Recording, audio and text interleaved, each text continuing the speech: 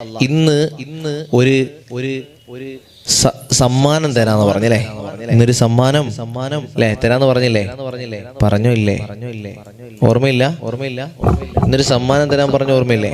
അൽഹംദുലില്ലാ, വലിയൊരു സമ്മാനം തരാൻ പോണേ. അല്ലാഹു തആല അത് സ്വീകരിക്കാൻ, അത് പതിവാക്കാനും ഭാഗ്യം നൽകി. നമുക്കൊക്കെ അറിയാം, ഇതിൽ ഭൂരിഭാഗം ആളുകൾക്ക് അറിയാവുന്നതാണ്. പക്ഷെ ഒന്ന് ഓർമ്മപ്പെടുത്തുകയാണ്. അൽഹംദുലില്ലാ, എന്റെ പ്രിയപ്പെട്ടവരെ, സ്വർഗത്തിൽ കൊട്ടാരം വേണ്ടവരാരൊക്കെയുള്ളത് അറിയുന്നവർ പറയില്ലട്ടോ. ഈ നസീഹത്ത് അറിയുന്നവർ പറയില്ല. ചില ആൾക്കാർ അങ്ങോട്ട് വലിയ ആളാണ് കൊണ്ട് എഴുതിയിടാൻ തുടങ്ങും കമന്റിൽ. അവർക്ക് അറിയാവുന്നതുകൊണ്ടാണ്. നിങ്ങൾ പറഞ്ഞു കഴിഞ്ഞാൽ പിന്നെ കുറെ ആൾക്കാർ അതായിരുന്നു എന്ന് വിചാരിക്കാൻ പാടില്ല. അങ്ങനെയാണ് പണ്ടെങ്കിൽ തന്നെ അത്രയ്ക്ക് മഹത്വമാണ്. അൽഹംദുലില്ലാ, സ്വർഗത്തിൽ കൊട്ടാരം വേണം എന്നുള്ളവരൊക്കെ ഒന്ന് ഇൻഷാ അല്ലാഹ് കമന്റിൽ വരും. അൽഹംദുലില്ലാ, അല്ലാഹു സുബ്ഹാനഹു വ തആല ഇതിനിപ്പോ സ്വർഗത്തിൽ കൊട്ടാരം വേണമെങ്കിൽ കമന്റ് ഇടാൻ എന്നല്ലട്ടോ പറഞ്ഞത്.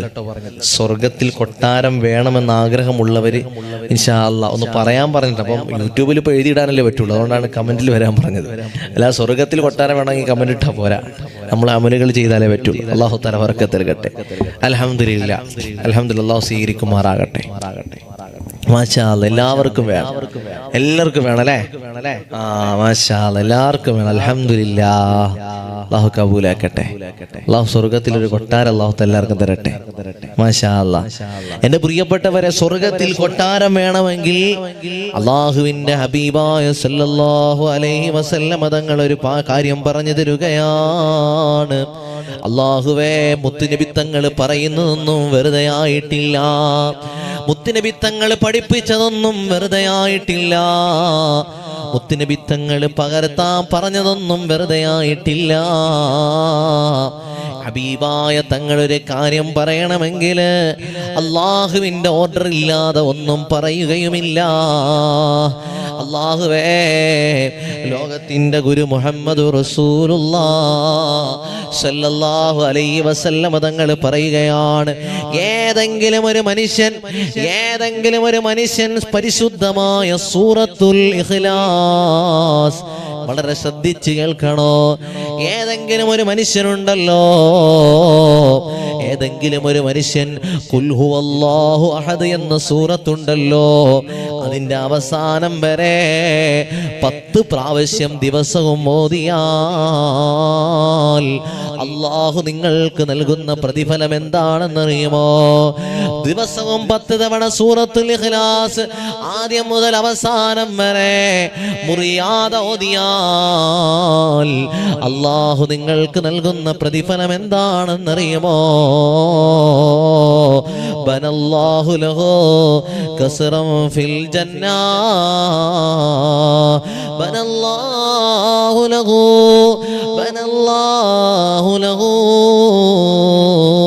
ഖസ്റൻ ഫിൽ ജന്നാ. അല്ലാഹു ആ മനുഷ്യന് വേണ്ടിയിട്ട് എൻ്റെ പ്രിയപ്പെട്ട ചെറുപ്പക്കാരാ, എൻ്റെ പ്രിയപ്പെട്ട ഉമ്മ, അല്ലാഹു നിങ്ങൾക്ക് വേണ്ടി സ്വർഗത്തിൽ ഒരു കൊട്ടാരം നൽകുമെന്ന് നബിയേ മുഹമ്മദ് മുസ്തഫ സല്ലല്ലാഹു അലൈഹി വസല്ലം തങ്ങളെ പഠിപ്പിക്കുകയാണ്. നാട്ടിൽ വീടുണ്ടായിട്ട് കാര്യമില്ല. നമ്മുടെ നാട്ടിൽ അതാ കൊട്ടാരം വേണമെന്ന് ആഗ്രഹിക്കുന്നവരല്ലേ പലരും. സ്വന്തമായി വീടില്ലെങ്കിൽ നമ്മൾ ദ്വാരക്കുമല്ലോ. സ്വന്തമായി അതാ കിടക്കാൻ ഒരു ഇടമില്ലെങ്കിൽ ദ്വാരക്കുന്നവരുണ്ടല്ലോ.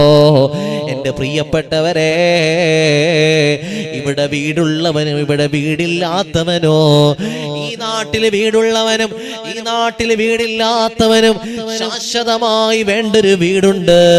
അത് സ്വർഗത്തിലെ വീടാണ്. അവിടെ താമസിക്കാൻ വീടില്ലെങ്കിൽ അവന്റെ സ്ഥലം നരകമല്ലേ.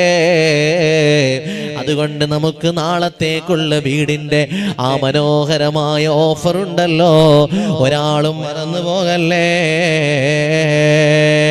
സൂറത്തുൽ ഇഖ്ലാസ് അപ്പൊ ഒരാൾ സൂറത്തുൽ ഇഖ്ലാസ് ദിവസവും 10 തവണ ഓതിക്കഴിഞ്ഞാൽ അല്ലാഹു സുബ്ഹാനഹു വ തആല സ്വർഗ്ഗത്തിലൊരു കൊട്ടാരം അവന് പണിഞ്ഞു കൊടുക്കുമെന്ന്, സ്വർഗ്ഗത്തിലൊരു കൊട്ടാരം പണിതു കൊടുക്കുമെന്ന് നബിയുനാ മുഹമ്മദ് മുസ്തഫ സല്ലല്ലാഹു അലൈഹി വസല്ലം തങ്ങൾ പഠിപ്പിക്കുകയാണ്. 10 തവണയല്ലേ ഉള്ളൂ. ബിസ്മില്ലാഹിർ റഹ്മാനിർ റഹീം, ഖുൽ ഹുവല്ലാഹു അഹദ് അല്ലാഹു സമദ് ലം യലിദ് വലം യൂലദ് വലം യകുൽ ലഹു കുഫുവൻ അഹദ്. സെക്കൻഡുകൾ മാത്രം മതി നമുക്ക് ഓതാൻ. അൽഹംദുലില്ലാ 1 2 അല്ലെങ്കിൽ പോട്ടെ ഒരു 3 മിനിറ്റെങ്കിലും എടുത്താൽ 10 തവണ അൽഹംദുലില്ലാ നമുക്ക് ഓതാൻ പറ്റുമല്ലോ. മുടക്കരുത്. ഇന്നു മുതൽ ഒരാൾ മുടക്കരുത്. 10 തവണ സൂറത്തുൽ ഇഖ്ലാസ് അൽഹംദുലില്ലാ. മക്കളെ നിങ്ങൾ ഓതണം, സഹോദരിമാരെ നിങ്ങൾ ഓതണം, സഹോദരന്മാരെ ചെറുപ്പക്കാരെ നിങ്ങൾ ഓതണം. അല്ലാഹു സുബ്ഹാനഹു വ തആല നമുക്ക് നാളെ കൊട്ടാരം നൽകുമെന്ന് നബി മുഹമ്മദ് മുസ്തഫ. ഇവിടെ വീടുണ്ടായിട്ട് കാര്യമില്ല, നമുക്ക് അവിടെ വേണ്ടേ വീട്. ഇവിടുത്തെ വീട് നമ്മൾ ഇനിയിപ്പോ സ്വന്തമായിട്ട് ഇവിടെ വീട് വാങ്ങിയാലും ഇവിടുത്തെ വീട് നശിച്ചു പോകും. എന്താണെങ്കിൽ നമ്മളിവിടെ വാടകയ്ക്ക് വന്നവരാ. ഈ ദുനിയാവ് വാടകയാണ്. വാടകയ്ക്ക് വന്നവർ അള്ളാഹു വിളിക്കുമ്പോ തിരിച്ചു പോകണം. ഇവിടുത്തെ ചീട്ട് കീറി കഴിഞ്ഞാൽ പിന്നെ നമ്മൾ ഇവിടുന്ന് പോണ്ടി വരും അല്ലേ? അങ്ങനല്ലേ? അപ്പൊ നമ്മളൊക്കെ യഥാർത്ഥത്തിൽ ഒരാള് എന്നോട് ഈ അടുത്ത് യാത്ര ചെയ്തപ്പോ ഒരാൾ പറഞ്ഞു, ഉസ്താദേ ഞാൻ വാടക വീട്ടിലാണ്, പക്ഷെ എനിക്ക് ടെൻഷൻ ഇല്ല, ഞാൻ വീട് വെക്കാനൊക്കെ നോക്കുന്നുണ്ട്. പക്ഷെ ഞാൻ പലപ്പോഴും ആശ്വസിക്കുന്നത് എന്തായാലും നമ്മൾ ഇവിടെ വാടകയ്ക്ക് വന്നവരല്ലേ, ഇപ്പൊ സ്വന്തമായിട്ട് ഇപ്പൊ വീടുണ്ടായിട്ട് എന്താ കാര്യം, എന്തായാലും വാടകയ്ക്ക് തന്നെ താമസിക്കാം, എന്തായാലും ഒരു സമയത്ത് ഇവിടുന്ന് പോകേണ്ടുള്ളവരല്ലേ നമ്മൾ. ഇനിയിപ്പോ സ്വന്തമായിട്ട് വീട് വെച്ചാൽ പോലും നമ്മൾ ഇവിടുന്ന് പോകണം. ഇറക്കി വിടുമ്പോൾ അള്ളാഹു വിളിക്കുമ്പോൾ പോയേ പറ്റുള്ളൂ. അതുകൊണ്ട് അതൊക്കെ ആലോചിച്ച് എൻ്റെ പ്രിയപ്പെട്ടവർ ഒരു കണക്കിന് അങ്ങനെ ആലോചിക്കുമ്പോൾ ശരിയാണെങ്കിലും അൽഹംദുലില്ലാ നമുക്കൊരു വീടെന്നുള്ളത് ഒരു അനുഗ്രഹമാണ്. അത് ദുനിയാവിലും ആഖിറത്തിൽ. അല്ലാഹുവേ ഞങ്ങളെ കുടുംബങ്ങൾക്ക് ഖൈറായ വീട് കൊടുക്കണം റഹ്മാനെ. വീടില്ലാത്ത എത്രയോ ആളുകളാണ് ഈ മജ്ലിസിലുള്ളത് റബ്ബേ. എല്ലാവർക്കും ഒരു ഖൈറായൊരു വീട് കൊടുക്കണം അല്ലാഹ്. ദുനിയാവിലും ആഖിറത്തിലും ഞങ്ങൾക്ക് വീട് തരണം റബ്ബേ. ഞങ്ങൾക്ക് ദുനിയാവിൽ കൊട്ടാരം തന്നില്ലെങ്കിലോ അല്ലാഹുവേ ഞങ്ങൾക്ക് ആഖിറത്തിലെ കൊട്ടാരമാണ് ഞങ്ങൾക്ക് വേണ്ടത്. നീ ഞങ്ങളെ കുടുംബങ്ങൾക്ക് നൽകണേ റബ്ബേ.